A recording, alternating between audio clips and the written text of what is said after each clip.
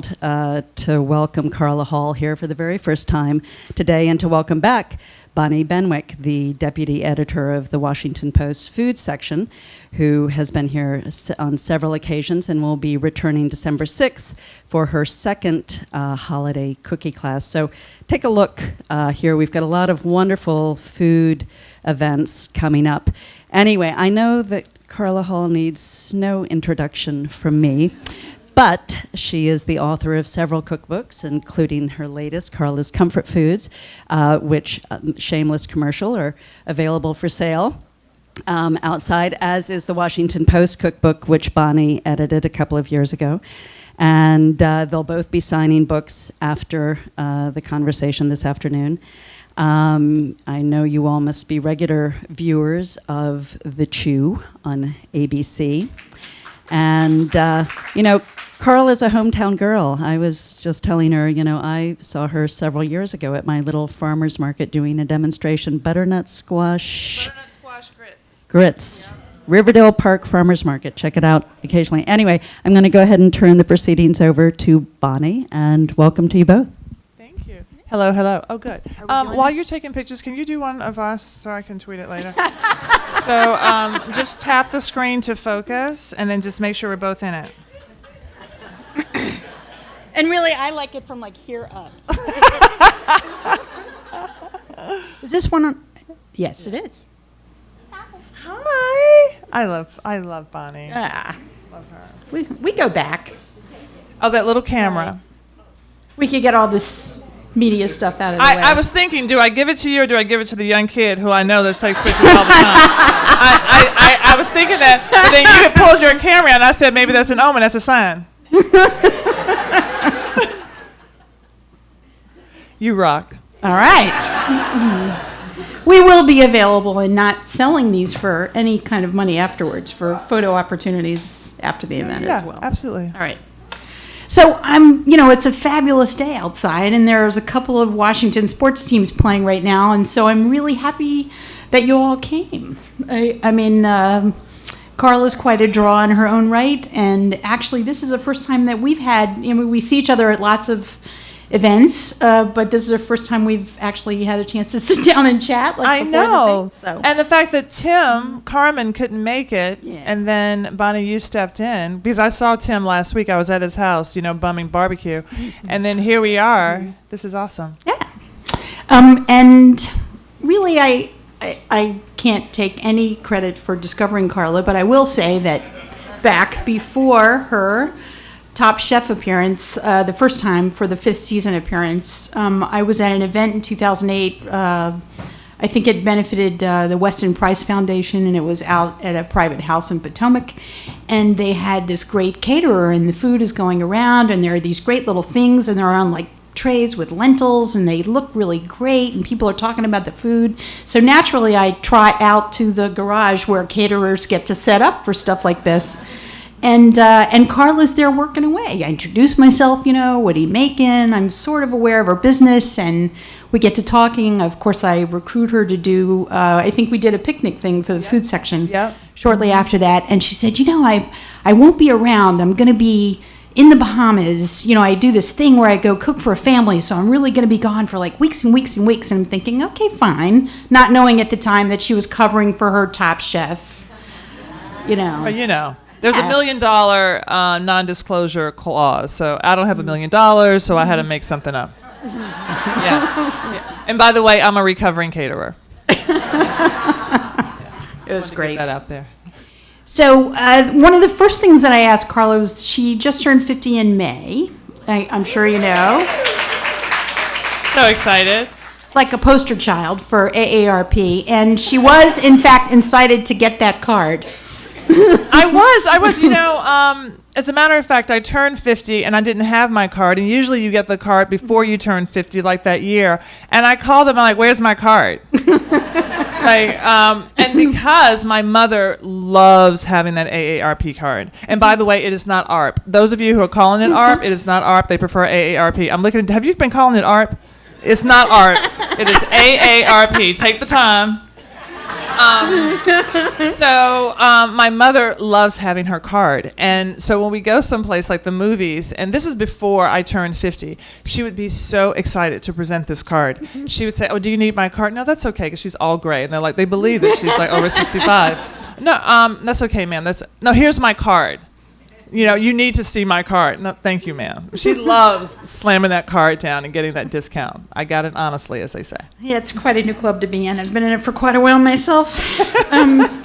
So I was thinking about really, getting people here in the afternoon, and every time, what's happened to Carla, really? I mean, I think throughout her life, when people meet her, we're sort of immediately drawn to her. But with the notoriety of television, which is a medium that, let's face it, that's really what does it for a lot of people. Yeah. You can be on the street, but they feel like they know you. It's true. Tim and I have talked about this. Like, what you see and hear from Carla is really what there is. It's not a fake person. It's not someone who isn't genuinely concerned, remembers your name, what you were doing, is involved in 1,000 things, and really always seems to take the time to understand who people are, which is something that I find increasingly rare in the days of celebritydom.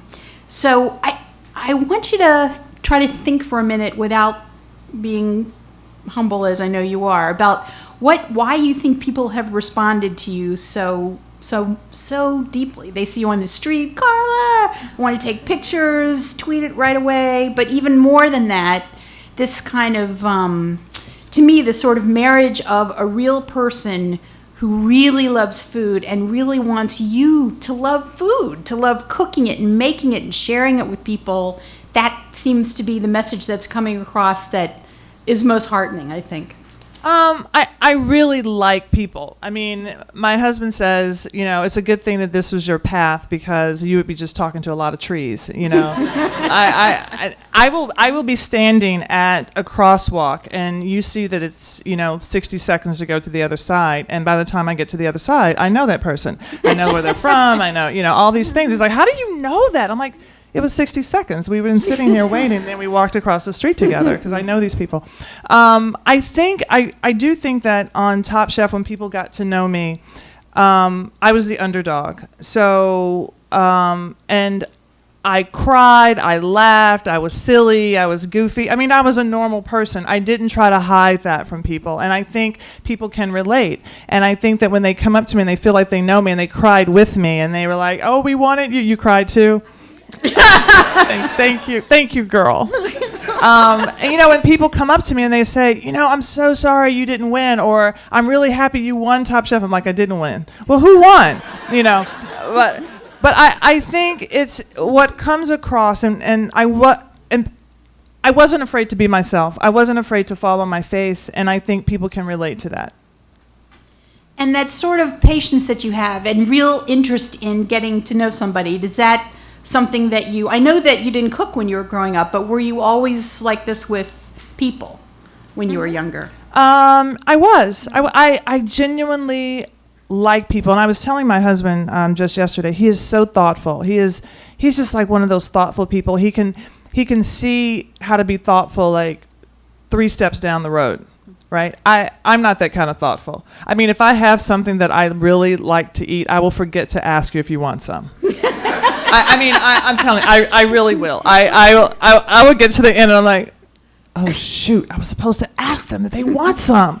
But if you are in my presence and we're doing something and there is some connection to us, I am like, "Hey, do you need help? Or can I do this for you?" In the moment, when I'm outside of my head, I am that kind of a thoughtful person. You understand? It's different. Like my husband can see that, I can see that they're getting off the bus and they have all this luggage, and then by the time they get down here, I have to open the door, so I'm going to wait for them to open the door. I'm like, "Do you need help with your luggage?" "I don't know about the door. I don't know what's happening down there, but right here in this moment." But I think all my life I've been the one who helps. I mean, I've broken people's luggage trying to help them at the airport. I was just trying to help you. Some people thought I was trying to steal their luggage. I'm like, I'm helping, and that's kind of a joke with my friends. She was helping, y'all. She was just helping. Well, to go,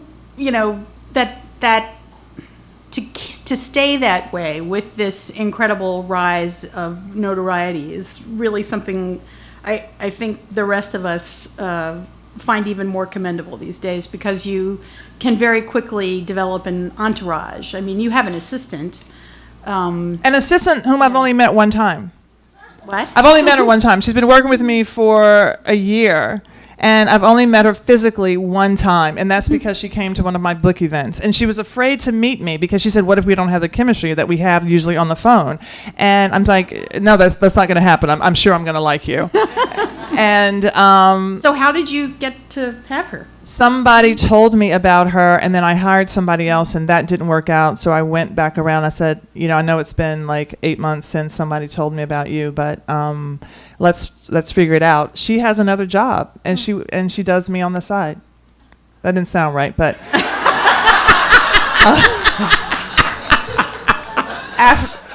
I can't even clean it up. Okay, but y'all know what I mean.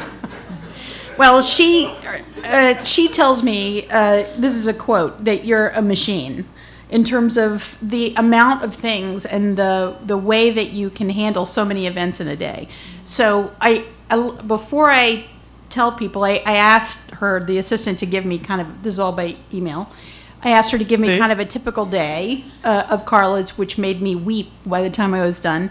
But before that, tell me, like, that ramp up to, okay, it's not like you're named Miss America, and I just found out she was a judge for that. I mean, it was kind of amazing. I was a judge for Miss America last season. It was so much fun. It was so awesome. I have so much respect for that. She knew, and I didn't know. Yeah, you stopped watching. I have so much respect for that pageant. It's amazing. But anyway, sorry.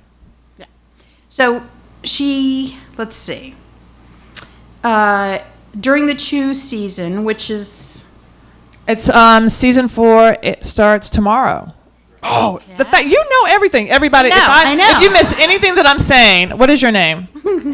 Paula. Paula. Just see Paula. She can catch you up on anything that I'm doing. Everything. Paula has it all. Paula has the answers. Thank you, Paula, girl. And you'll correct me if any of this is not quite right, because Paula, bring it up with your Paula. Assistant. Yeah. So Paula, the show tapes 2 times a day. Tuesdays, Wednesdays, and Thursdays. Call time is 6:30 in the morning. Are you a morning person? I am. I'm a morning person. Well, that works out. And you're done around 2.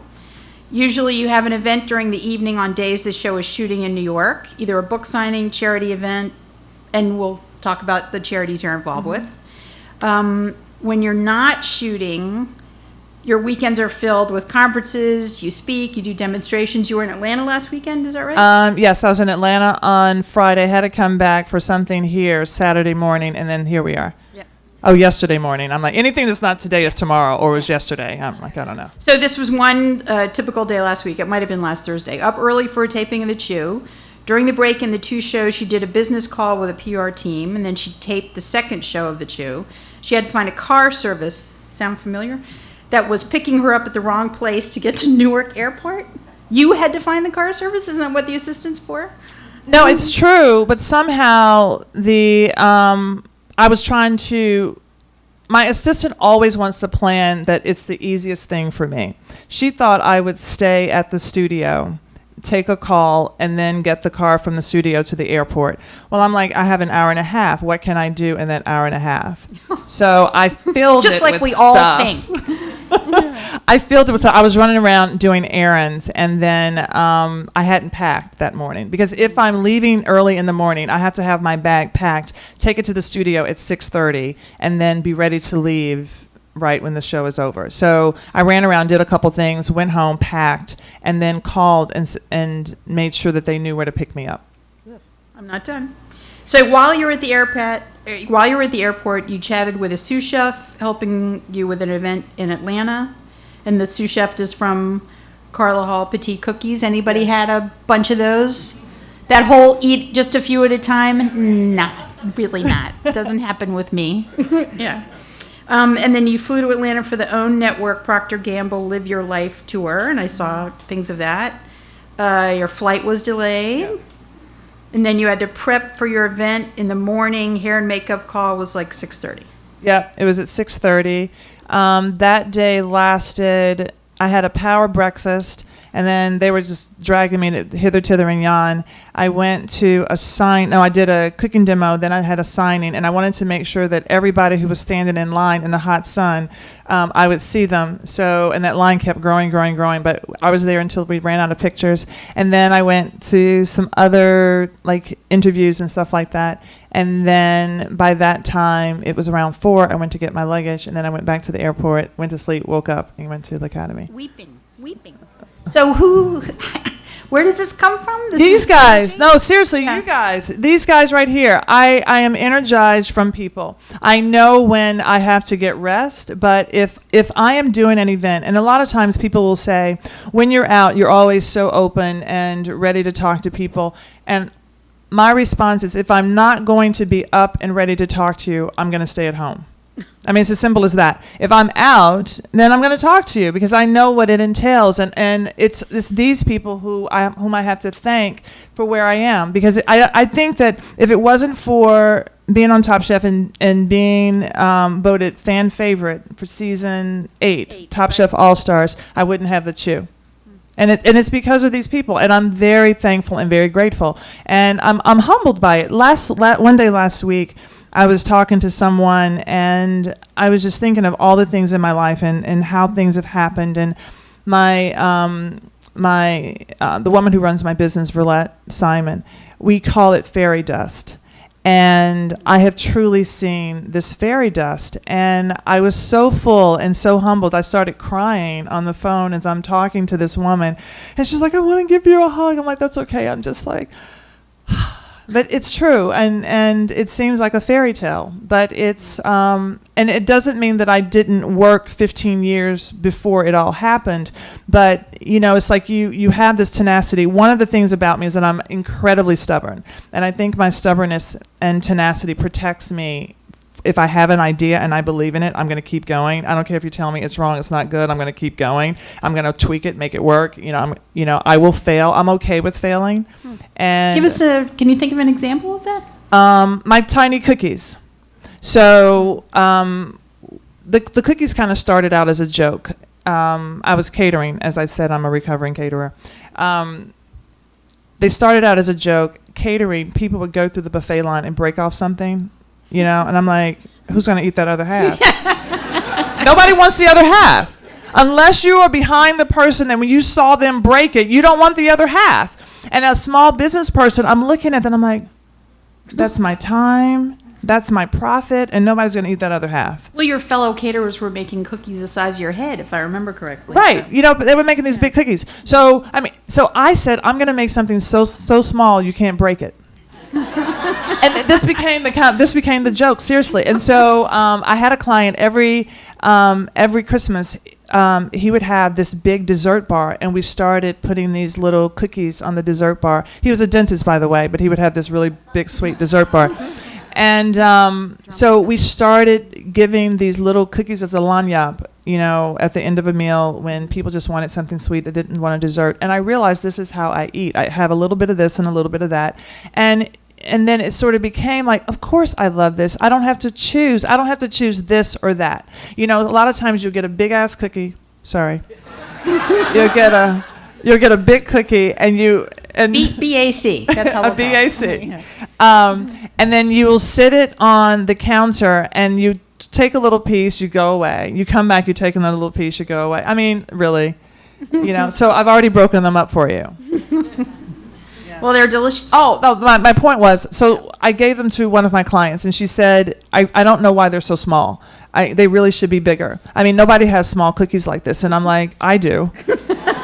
And it makes total sense to me. And she was like, and so she did this whole thing, and she did this little sheet about, she says, I don't know. I just don't think they will work. And I was asking for her to be an investor. She's like, no. I'm like, okay, that's fine. But I never changed it. And then we always, in stores, when we would sample them, why are they so little? And then we were at a store, I think it was Italy, and we had our cookies out, and this woman is coming by, and the husband is grabbing one of the little sample cups, and she says, honey, don't eat that. It's a dog treat.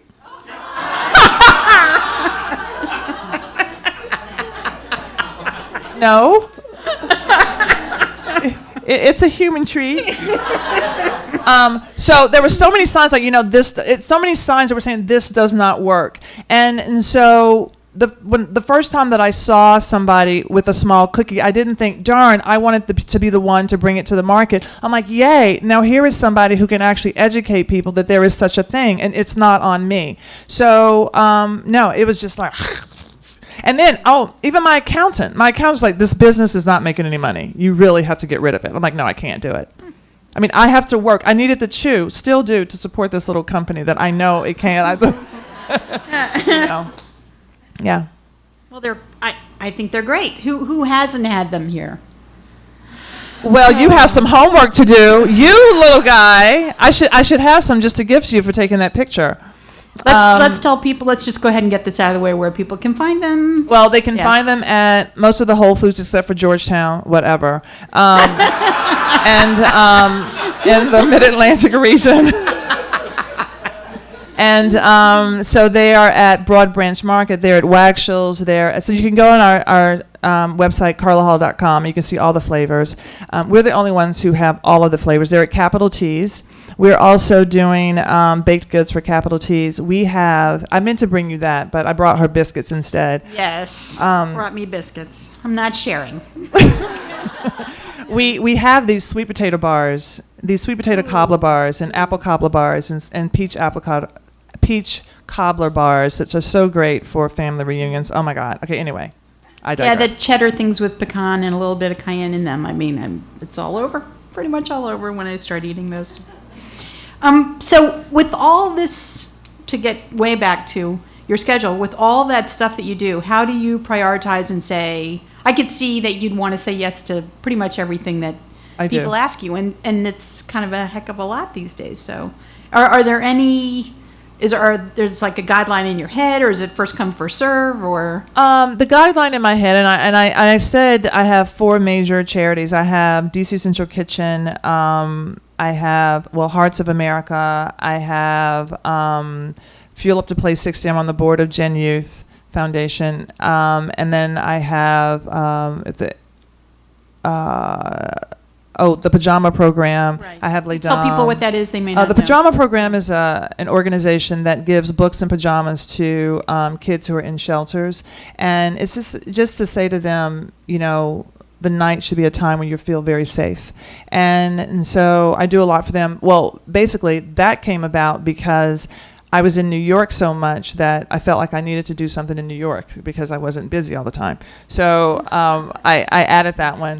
And then Les Dames, and then I have a couple others. But the thing is, when people send me emails and they're like, oh, I really want to do this, and I'm like, oh, that sounds so great. Yeah, let me see if I'm free. And then Kirsten tries to protect me from that. She tries to say, hey, you can't do it. I'm like, I think I can do it. I think that if we move this over, and this is from 6 to 8, I'll have an hour, and then I can probably get there, and then I have done this where I'm supposed to be in New York, but there's an event in DC. I come to DC and I go back to New York just to do this event. Because I'm doing that with Bonnie Moore. Bonnie has an event. Oh, she's so great. Yeah. I'm going to be there. Oh, see, what? Yeah, because they're all really good events, and If I am in this position and I can't give back, why am I here? And I truly believed that I got the chew for a reason. I had gone through the first round of auditions and they didn't call me. And then Top Chef, they shot the pilot. Top Chef All Stars named me fan favorite. Yeah. And then they did another round of chemistry test. Mario Batali, Michael Simon, Clinton Kelly, Daphne Oz, and I were together for 20 minutes only before they named us 6 days later as the cast. I know. It was crazy, right? Fairy dust.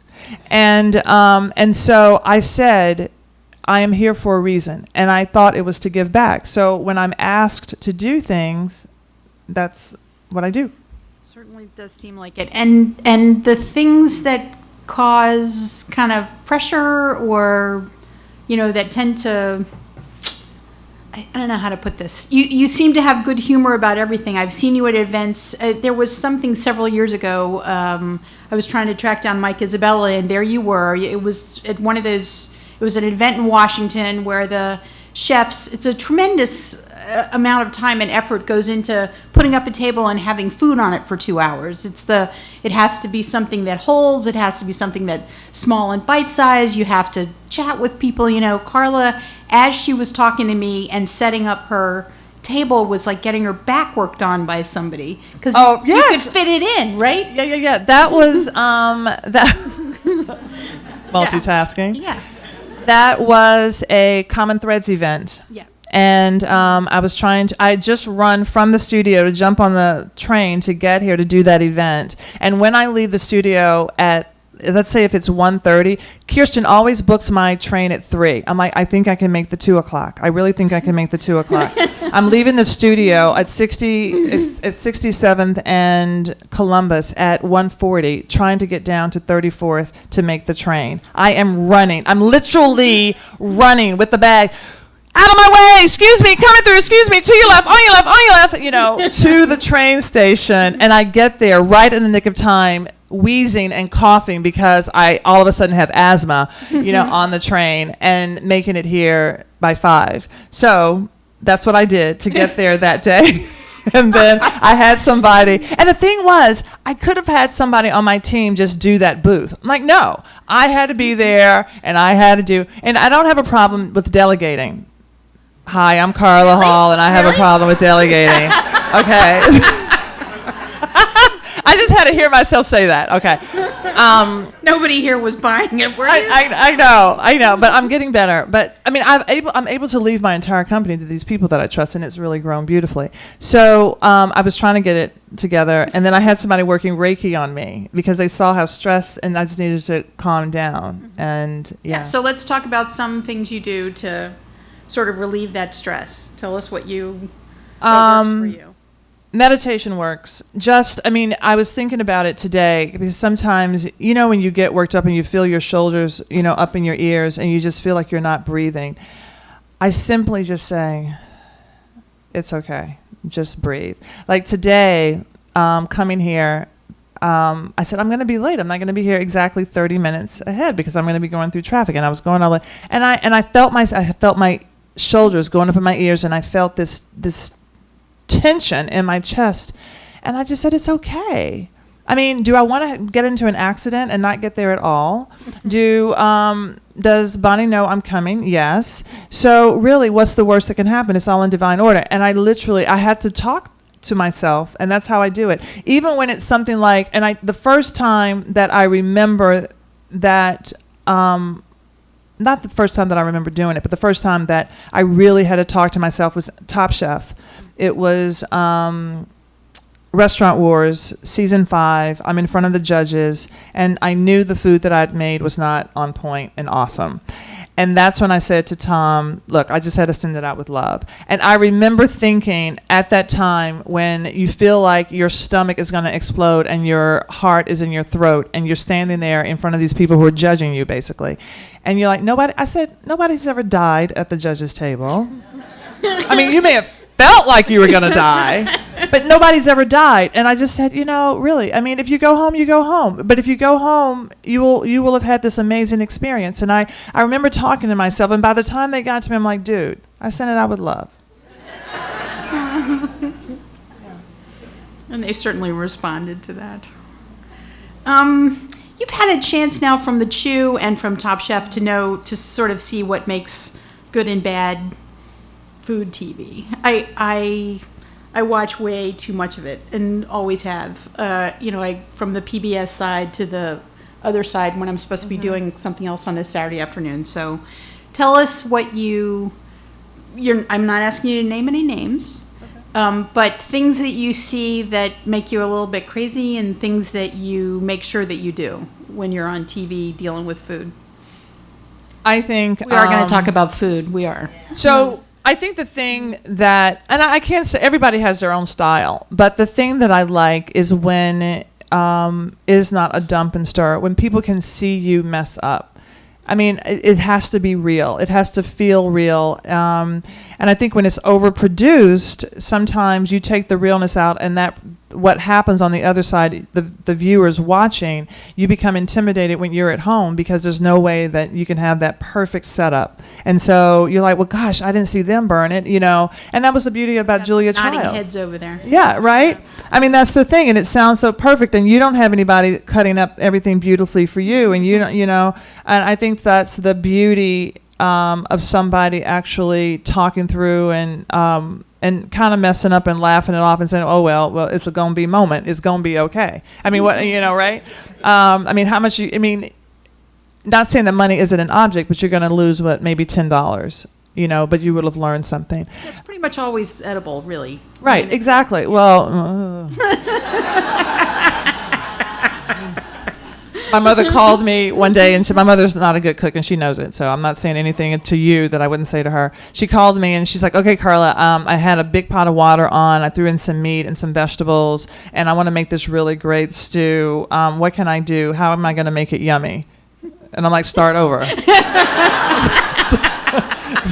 I mean, I just envisioned a big pot of water, throwing some stuff in there, and I mean, I'm like, okay, if it was a stock, okay, but if it's going to be your stew, mama dude. No,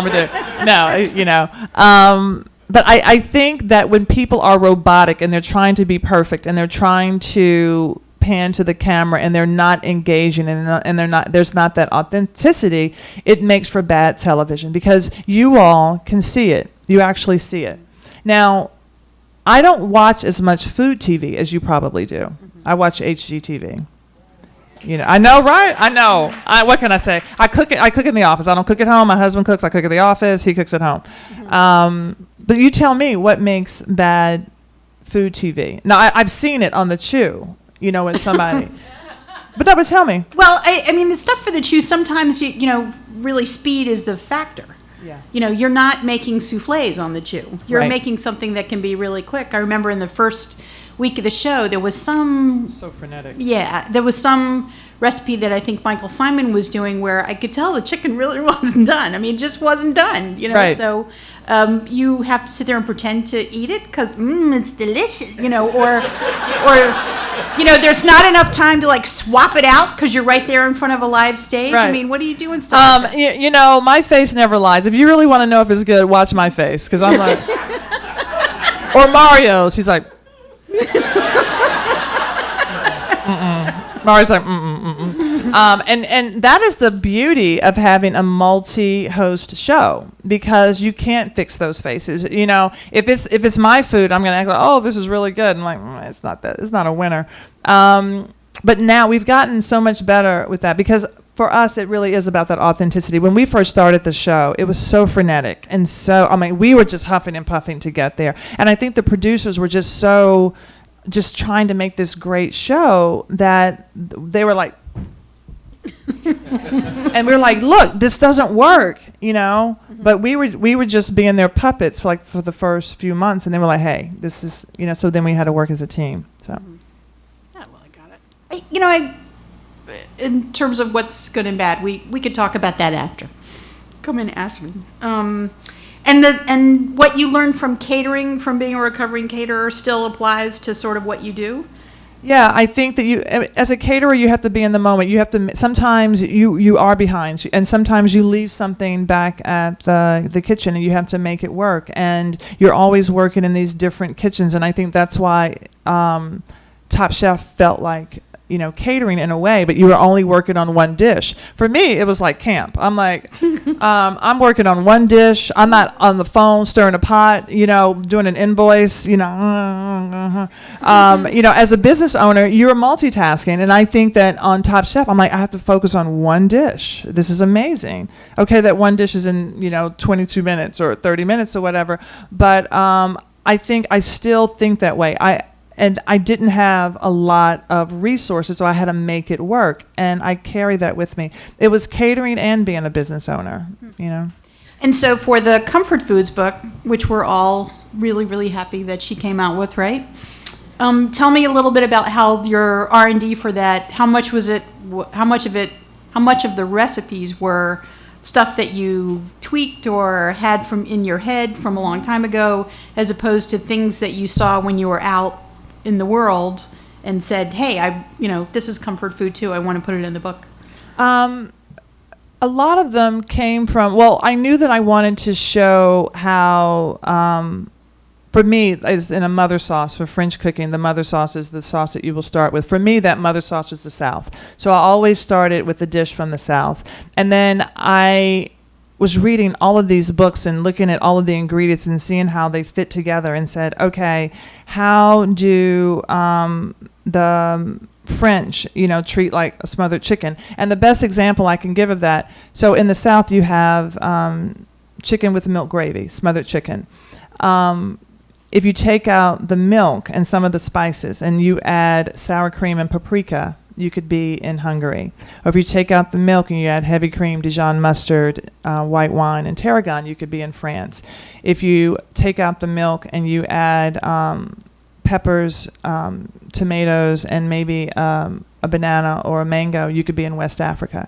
But the idea, this one pot dish, is a smothered chicken dish. And so that's what I did. When I had that idea, and that was the foundation of the book, and that's when I got really excited, I said, I want to do this with so many different things. And then I started picking vegetables. I'm like, okay, in the South or in America, we would maybe do cream spinach. But how do they use spinach in India? How do they use spinach in another country? And that's how I went about the idea.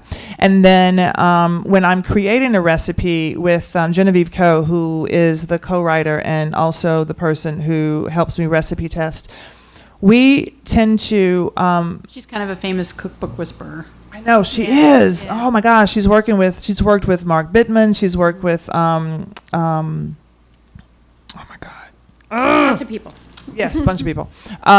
So we would have all of the ingredients out, and we would have the salt in half teaspoon increments, the whatever other spices we were using in quarter teaspoon or half teaspoon increments, depending on what they were, the oil. Because I found that when I'm dumping stuff, that my creativity flows. And when we first started cooking, I would be doing like this. She's like, oh, wait, what was that? And she would be there with her pen, and I'm like, oh, dude, you're messing up my flow, girl. You're messing up my flow. So we had to figure out a way, to do it so that I could still be creative and still have this dish that I felt was... And I think anybody who does art or music or anything that is creative, it's like your mind goes away, the right brain goes away, and the left side of the brain steps in, and it's this time goes away, So I didn't want to mess up that process, and I still wanted the food to be good without being robotic and having this dish that didn't have heart. And so that's the way we came up with it. And then we do all the dishes at least 3 times. So they're done that way. And then she does them. We do them again, and then she does them in her house, and then she does them for parties and stuff like that. Mm-hmm.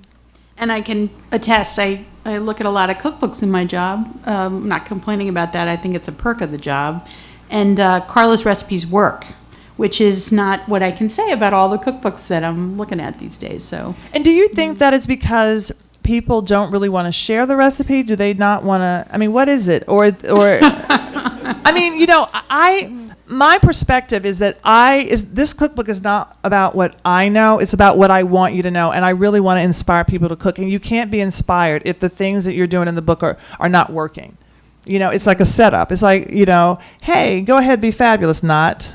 I mean, right? Yeah, it has something to do with actually who's writing the recipes, because you know that you can make a dish, throw stuff in, but to take the time to write it down, it's pretty easy to forget what that one thing was, or difficult to explain. I've been testing a bread recipe. Tim Carmen, as a matter of fact, is doing a feature on Sam Fromart's local journalist who's written a book called In Search of the Perfect Loaf. It'll be shameless plug in the Washington Post food section on Wednesday. Yum. So he's come up with a really nice, not a huge loaf, a loaf that you can make every 2 or 3 days. It's like 11 ounces. It's not bigger than your head. And so in testing it, he's explaining to me how he works the dough. And Tim went to watch him bake and saw, but until I did it myself a couple of times, I thought that maybe I could add something to the writing of a recipe, and I'll ask about that if it's okay with people, just to try to help get that point across clearer, but it's not.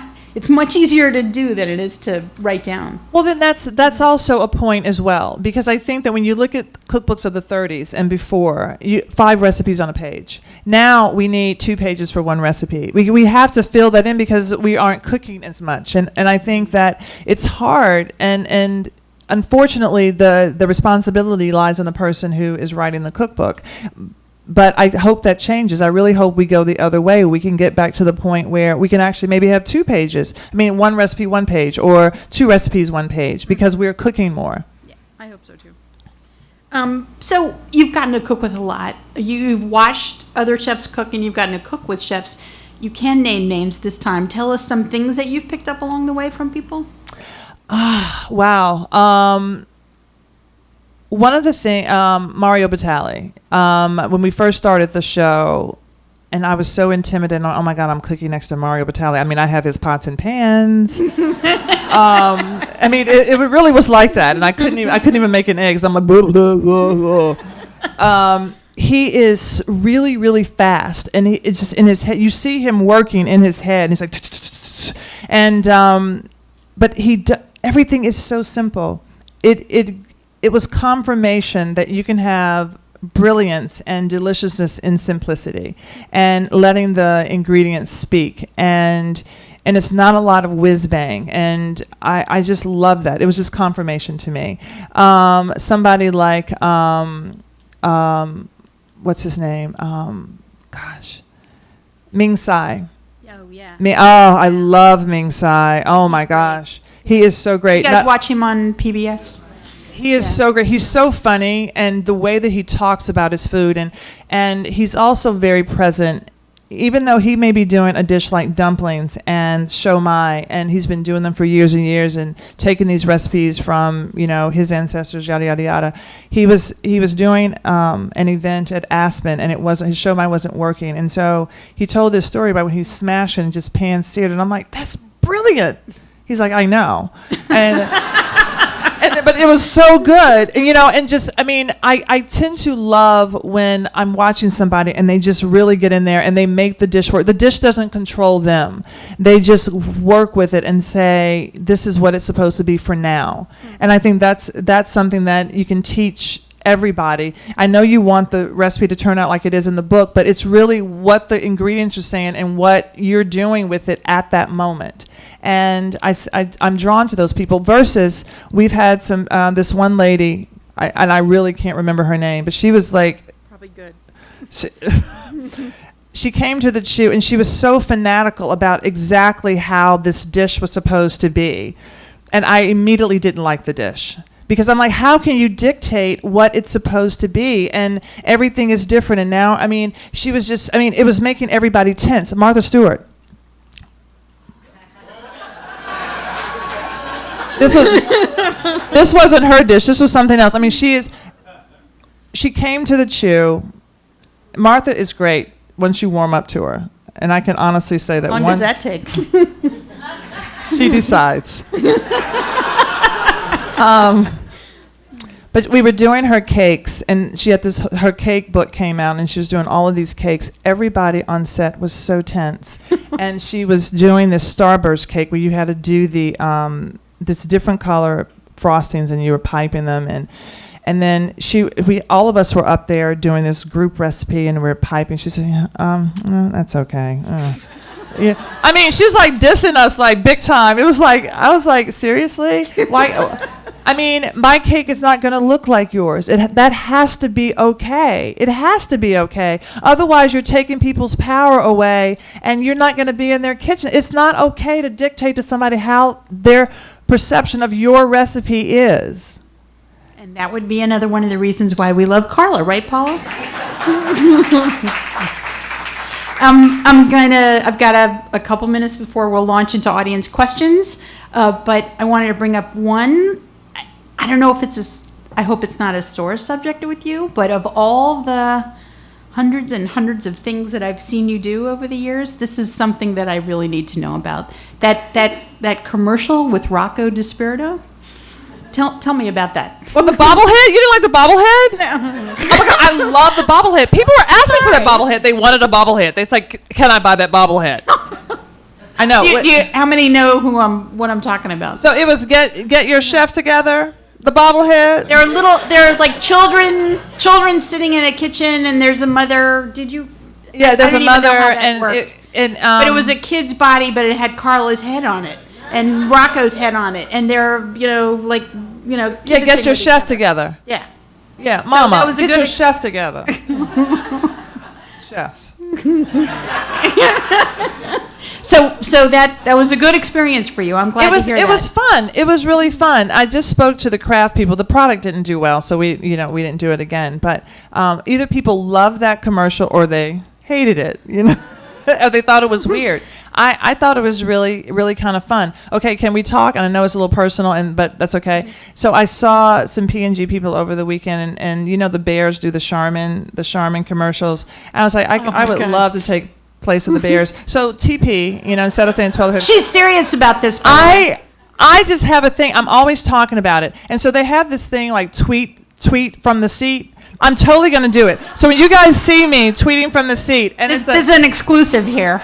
No, I've not told anybody, like one other person. And then it's hashtag enjoy the go. Carla's branching out. I see you shaking your head. We all do it. But Paula, maybe you should talk to her about Paula, talk to him about it. This is a whole, food goes in, food goes out, kind of start to the law of circulation. I don't know. Good luck with that, Carla. Good luck. They said they couldn't find any people to do that commercial, and I was volunteering myself. That's why they get that there. And I know, and this will be my last one before I turn it over to you guys. So you'd said in the past that you really not the least bit interested in opening a restaurant. You've been there, done that, not opening them, but working in them certainly. So have your feelings changed about that at all? People would come up to me, where's your restaurant? Do you have a restaurant? And do you have a, and I would answer them before they finished. And no. And I always felt like the smartest person in the room for saying no, because the people, when they ask you, they have no idea, what it takes to do a restaurant. And I would say, do you want your kid to go to the most expensive college and then just drop out? Okay, that's what it's like having a restaurant. And then I'm like, I never wanted it. But I have to say, and it's funny that you're asking me that, last November, this guy who'd been badgering me about doing a restaurant, I walked away and I thought, I can't believe I was surprised. I'm like, I would consider it. I would consider it if the right opportunity came. I would consider it. And who here would go to a Carla Hall restaurant? Yeah, that's what I'm thinking. That's what I'm thinking. Yeah. So what we're going to do now is open it up to you guys, and I think I'll sort of quasi-repeat the question, or Carla will, and we'll take it from there, because this is getting broadcast really all over the planet, I think. Oh, uh-oh, yes, toilet paper. She's got her hand up. What's your favorite dish to cook? What's your favorite food to eat? And what are you having for dinner? What is my favorite dish to cook, my favorite dish to eat, and what am I having for dinner? To cook. When I'm feeling homesick, I'm going to just go here. When I'm feeling homesick and I'm in New York City, I love making collard greens and cornbread, because I know I'm not going to get it there. Dude, I know. I love anything with lemon. I love lemon. I love a good pucker. I love anything with peas. So I also love green beans. So at the farmer's market today, I bought some broad beans, some wax beans and some broad beans, and some potatoes. So I know, and I made some biscuits. So I gave I gave Bonnie half of them, and I saved half of them. Really, half? That's all I got? So tonight I'm gonna have those beans and potatoes. So where you cook them in chicken stock and like that southern, like cooked to death green beans, that, and then biscuits and some kind of protein, I think. And I bought peaches and tomatoes, so I may have that as a salad. Yeah. Yum. Okay, over there with the black watch. I have two questions. One, how many steps a day do you average with your Fitbit? And I'm going to Paris in 3 days. Where do I need to eat? Wow. I wish Okay, you're going to Paris in 3 days. Where do you need to eat, and how many steps do I average a day with my fitness band? I average about 12,000, and yay. Paris, I don't know the names of the restaurants. I can't help you with that one, but I say go local. I say this is what you should look for. You should look for something that is old, like something old, something borrowed, something blue. Look for something that is traditional and old. Look for a new oncomer. I mean, somebody who's new on the scene in terms of a chef. Look for one of those traditional, like go to Montmartre and go to like those little stands and stuff like that. You've got to go there and have that baguette under your arm, even though they didn't give you a bag, just gave you a little piece of paper, and get some cheese. That's right. And some wine. Yes. I saw Carla last weekend on Pennsylvania Avenue by Easter Market. I almost crashed my car. But I wanted to find out, since you are a local around here, what are your favorite restaurants, if you don't mind divulging? Wow, I don't mind. And there have been, I think, 100 new restaurants opened here. Like, what are my favorite restaurants? 100 new restaurants opened in the last year, and it's so I'm trying to keep up. I went to Macon recently. I enjoyed that. That's over. It's in Chevy Chase. Chevy Chase. Yeah, like up near the Circle. I just went to Capnos, which I had a really good meal because I like that kind of Mediterranean food. Close to home, 8407, because it's close to home, and we generally go there every other Friday. Ted's Bulletin, because I like the Pop-Tarts, and I do. Yeah. I do. I go for pho up in Rockville near my husband's job. And, the great thing about this area is that we have so many different kinds of foods available to us with people from those places. So we get pretty authentic food. I mean, it's just unbelievable. Lady with the hat. Hello there. Thank you. Yes. Thank you, Star.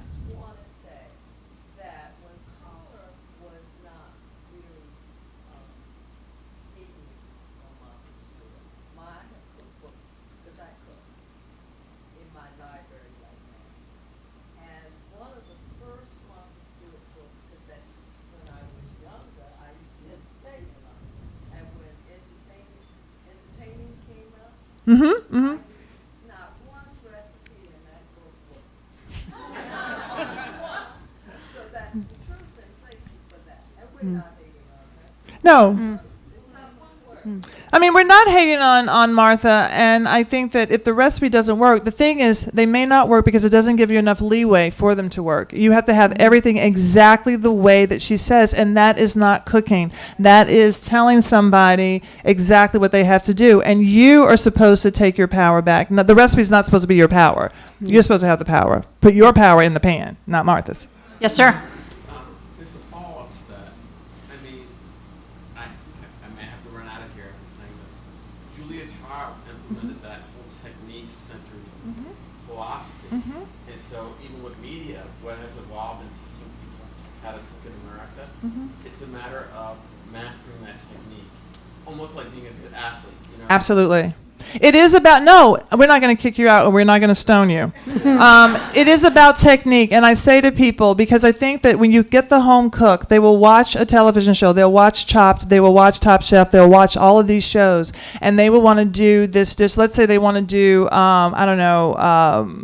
a beef bourguignon or something with a beef Wellington. I'm just saying, using that, even though it's old-fashioned. They don't know the first thing about handling the dough. They don't know the first thing about making a duxelle. They don't know the first thing about searing meat that's going to go into that thing. There are all of these techniques. And so my thing is, can you scramble an egg? Can you roast a chicken? Can you make a vanilla sauce? So before you try to do all of these other things, you have to have the technique. And so in keeping it simple. But the first thing that most people do when they go to a restaurant is like, oh, they weren't creative. They didn't do this. They didn't do that. And I get that all the time. Oh, this chef is so creative. He takes this little odd twist or whatever. My thing is, if I go to a new restaurant, I get the roasted chicken. I will get scrambled eggs and I will order them scrambled soft. Can they make a softly scrambled egg? I will get the simple things because I don't want you to just start glazing it over and wow me with the difficult if you can't do the simple. Because when you're gonna work for me, I'm gonna see if you can make an omelet. Because it's about technique, yes. But you're right. But it doesn't have to be intimidating. And really, I think Julia, you know, Frankly, there's another extreme. Now you've got a certain Brit with all his shows, and that's madness.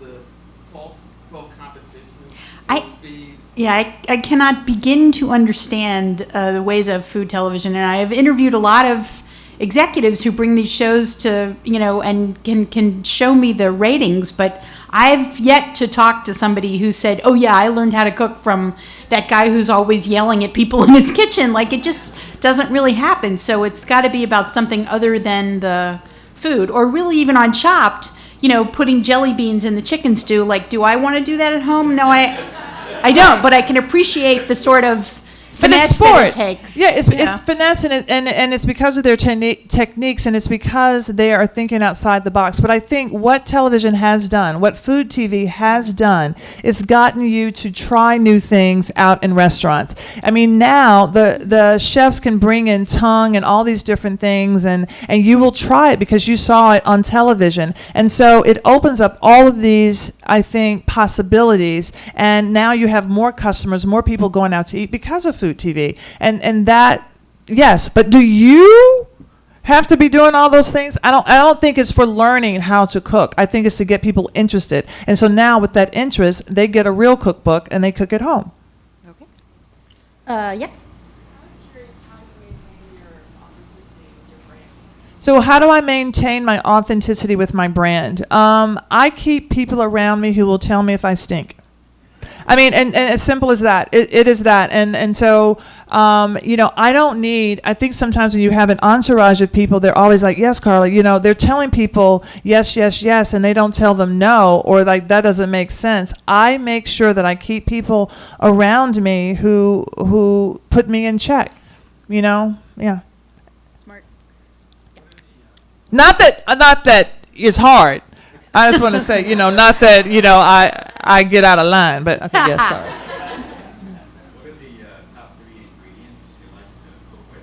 Oh, the top 3 ingredients I like to cook with. What are the 3 things you would suggest to us in terms of takeaways to go with, good, comfortable cooking? Yeah, so takeaways to become comfortable cooks in the kitchen, and my top 3 things to cook with. So my top 3 things are lemons. I like, there are a handful of spices. Lemons, let's say canned tomatoes, and fresh herbs, all right? And I can do almost anything with that. I think in terms of being a really good cook at home, your most important tool is your palate. This right here, your tongue, is your most important tool, and that is the thing that you foster.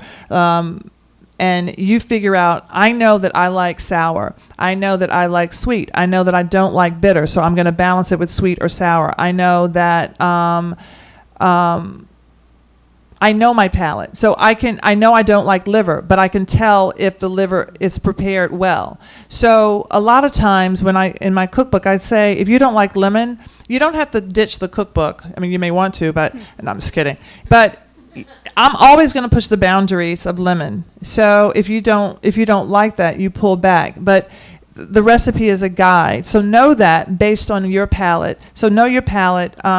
Take a knife skills class, because it's all about your prep and getting through your prep and knowing how to cut, and taste your food as you go. The other thing that I'm going to say, and I know you're watching a watch, the other thing I'm going to say is know how to use salt. I always, whenever I'm doing a cooking demonstration, I talk about salt being compliments. Not a bowl of salt, but a bowl of compliments. Because if you don't use it, you ain't gonna get no compliments. All right? But, okay? And I understand hypertension. I understand all of that. I understand that, if you have a heart disease or whatever, you can't use that much salt. You have to back off of salt. But the thing is, you take your power back by not buying processed foods.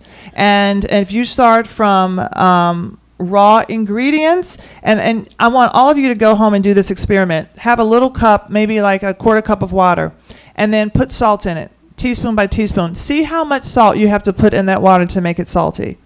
When you're starting from scratch, you will have to use a lot of salt to make it salty. And I say too many compliments is an insult. I give this example. You go to your class reunion, they're like, Bonnie, you look good, girl. You're like, thank you. Girl, you look so good. I mean, girl, you look good. Don't you look good? Oh my gosh, she looks so good. I can't believe how good Bonnie looks. She looks so good. Now you're like, well, dang, what I looked like before. Too many compliments. Too many compliments. Absolutely. You know, this is like the quickest hour that I can think of. We're going to try to take just a couple more. I promised you before. Yes. Yes. Oh, what does he cook at home? My favorite dishes are his black pepper chicken curry, his meatloaf, he does like a grilled chicken. He does a great roasted chicken and roasted vegetables. He makes he takes our cutting board and does like a little salad bar, I call it bits and bobs salads. So there's a little bit of this, a little bit of that on the cutting board, and he makes a great chicken salad. He eats a lot of chicken. He has gout. I don't know if he wanted me to tell you that, but he does. So no, he's good. He's yeah. Sorry. I know to keep it real for myself. I don't know about Matthew. We're going to be tweeting that later. Way in the back.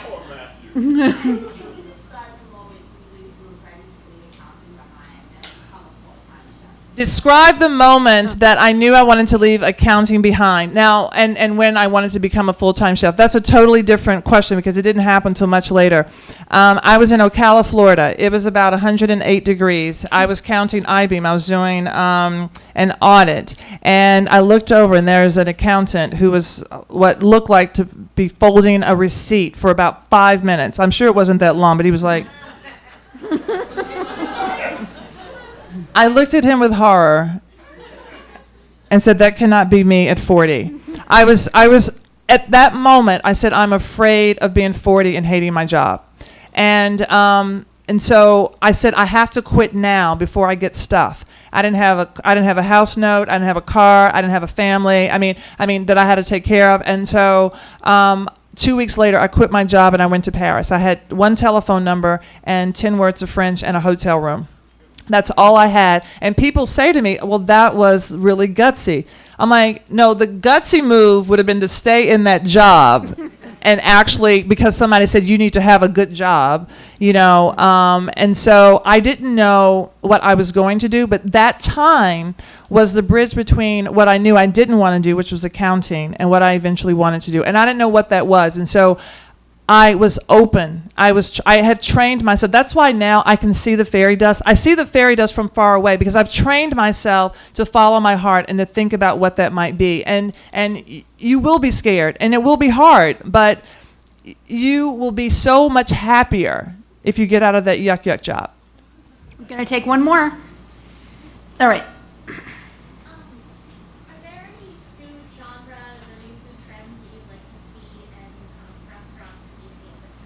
No. Okay. Is there any food trends or genres that I'd like to see in DC open up? And I'm saying no because like trends. I think the word trends. I can't hear past trends because trends is a funny word. I think trends sets you up to follow someone else. And as soon as somebody that you trust is saying this is the trend, then it's like herds of sheep going that way. And I being stubborn, I want people to really think for themselves. Now, if I open a restaurant, of course I would say, yeah, I want it to be Southern food, and I want it to be, yeah, that's what I want. Speaking of which, I really do want them to have better Southern food here. But, okay, yes, there you go. You're trying to talk me into opening a restaurant. Yeah. But you know what I mean about trends? So I think that people should, you gave me the address on 8th H. Oh, 8th. Number 8. 8th Street. Okay. Oh, dude. They already have my location. Okay. My investors are right here. Get that on camera. My investors are right here. You're getting a lot done today. I like that. I know. I love it. So, I mean, that's how I think about trends. And I'm always asked as a chef about trends and what do I think are the next trends.